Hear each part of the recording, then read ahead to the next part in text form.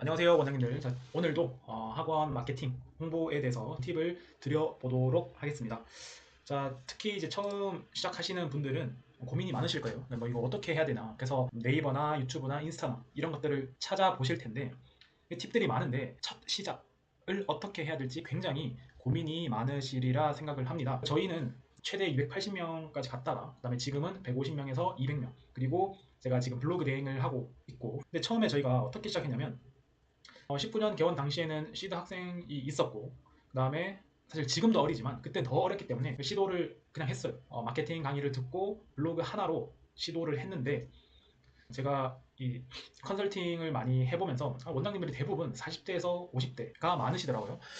자, 이 말씀을 왜 드리냐면 결국 리스크가 클 수밖에 없죠. 리스크가 클 수밖에 없고 그렇기 때문에 마케팅 광고 사기를 많이 당하세요. 실제 법적인 사기는 아니지만 돈을 냈지만 효과가 1도 없는 그런 마케팅 광고를 자꾸 선택을 하시는데 그래서 오늘 이 부분에 대해서 어떻게 하면은 효율적으로 지금 당장 시작할 수 있는지 설명드리려고 합니다. 자, 그럼 현재 뭘 해야 되냐? 특히 예비 원장님들 또는 지금 막 개원을 하신 분들은 현금이 많으시면은 사실 좀 괜찮은 블로그 대행을 맡기는 게 좋습니다. 그걸 나쁘다고 생각하진 않아요. 근데 대다수는 그렇지 않죠. 그렇지 않기 때문에 원장님이 지금 당장 하셔야 될 일을 제가 설명을 좀 드리겠습니다. 그러니까 일단은 스스로 블로그를 작성을 하셔야 돼요. 자, 또 블로그냐라고 하실 텐데 제가 오늘 이걸 왜 해야 되는지 설명을 좀 드릴게요. 자, 블로그 작성을 하다 보면은 원장님만의 가르치는 것에 대해서 철학이 생깁니다. 철학. 자, 근데 이것도 좀 많이 찾아보신 분들은 아실 거예요. 이놈의 철학이 뭐냐? 자, 철학은 그냥 학습의 명확한 방향이거든요. 명확한 방향. 자, 제가 이제 영어 강사이자 원장이기 때문에 제가 설명을 좀 드리면 영어 과목에서 수업 영어, 즉뭐 고등 영어, 내신, 수능으로 따졌을 때 자, 듣기는 너무 쉽기 때문에 빼고 구문, 문법, 독해, 단어 이 네 가지가 다 중요하죠. 그죠? 이거를 강조하지 않는 사람은 없습니다. 다 중요하죠, 그죠? 자, 근데 이게 뭐가 문제냐면 자, 볼게요. 자, 철학이나 학습 방향이라는 게 뭐냐면 이런 거예요. 자, A 학원에서는 단어를 아무리 많이 알아도 구문을 모르면 절대로 안 된다. 이 컨셉으로 밀고 가는 학원이 있고 그 주변 대다수의 학원들은 이렇게 말합니다. 95%의 대다수의 학원들은 이렇게 말해요. 구문, 문법, 독해, 어휘 다 한다. 자, 이렇기 때문에 학부모들 입장에서는 95%의 학원에 보내고 싶지 않은 거죠. 왜? 별다른 뭔가 특이한 게 없다고 생각을 하시니까. 그러면 학부모 입장에서는 A 학원을 선택할까요? 아니면 95%의 학원을 선택을 하실까요?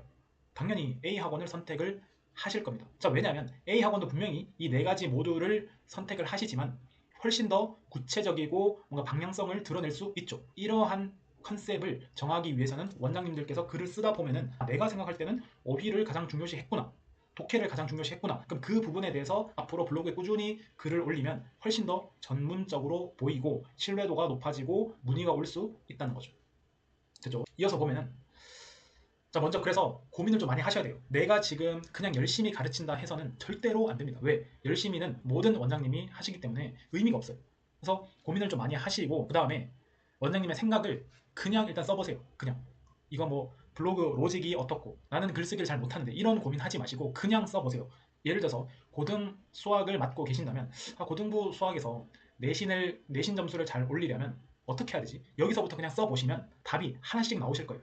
자, 예를 제가 보여드리면 뭘 써야 하냐 그럼 고등 영어 내신을 보면 자, 제가 처음에 이제 용인 수지에 와서 가르치면서 고등 영어 1등급을 위해서 도대체 뭐가 필요할까 시험지를 다 분석을 했어요. 근데 결론은 일단 기초가 없는 학생들은 답이 없는 거예요. 그럼 그 내용에 대해서 블로그에 쓰는 거예요. 쓰면서 그럼 자연스레 뭡니까? 중등부 때 미리 해야 된다. 이러한 로직이 제 머릿속에 하나씩 쌓이는 거예요. 그 다음에 그럼에도 불구하고 이 돈을 냈잖아요. 돈을 냈으면 내신 기간 때 6주 동안 어떤 학습이 필요하냐. 예를 들면 수일치도 몰라요. 품사도 모르고 형식도 몰라요. 근데 이 학생이 저는 6등급에서 4등급까지 꼭 필요하다.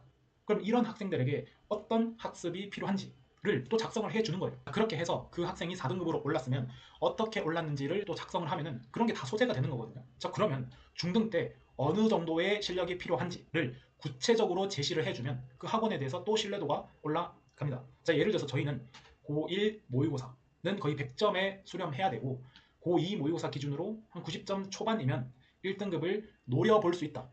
제가 설명드린 부분을 원장님들께서 들으셨을 때도 훨씬 더 믿음이 가죠. 아, 100점 1등급 이렇게 딱딱 끊어주니까 뭔가 더 보내고 싶다는 거죠. 자, 그런데 대부분 원장님들이 그냥 실력을 높여야 된다. 지금 잘하는 학생들은 고3 모의고사도 하고 있다. 이렇게 약간 두루뭉술하게 말씀하시거든요.